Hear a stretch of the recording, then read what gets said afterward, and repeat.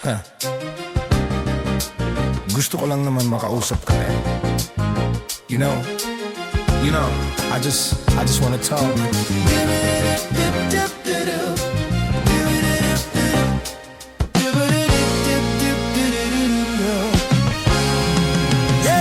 Halos 5 oras na akong nag-aantay sa'yo. Nag-aabang ako sa labas ng bahay nyo. Sipat ng sipat kung sisilip ka ba sa bintana. Magpakita kay parang di yata. Ilang beses ka nang lagi na lang ganyan. Kung iwasan ako'y parang ayaw akong nandyan. Sa susunod na punta ko'y pagbuksan mo na sana.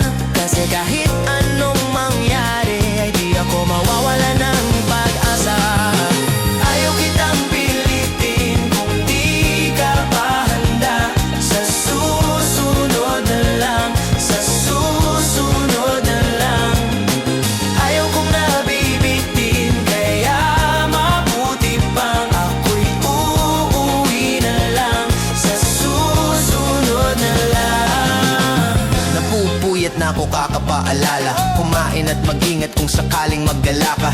Laging sinisipat ang imahe ng dalaga na pangarap makasama ko sa hirap at ginhawa. Tipikal na dahilan ng tagahanga mong hindi naghahanap ng iba kahit na nababatong naghihintay sa iyong sagot sa aking mga tinatanong. Habang ang pamantayan mo ay pilit kong tinatalon. Kasi alam ko na hindi ka pa handa.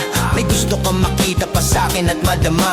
Kaya ito ako naghahanda kung madapa. Kung mabigo sa ngayon ayos lang kasi may bukas pa din na uubos yung kaya. Kahit kumukunot na ang noo ko ay sa alon natin ay sumusunod na lang. Susuyuin ka kahit hindi mo pa mapunuan yung ikaw sa salitang tayos lang sa susunod na lang. Ayaw kitang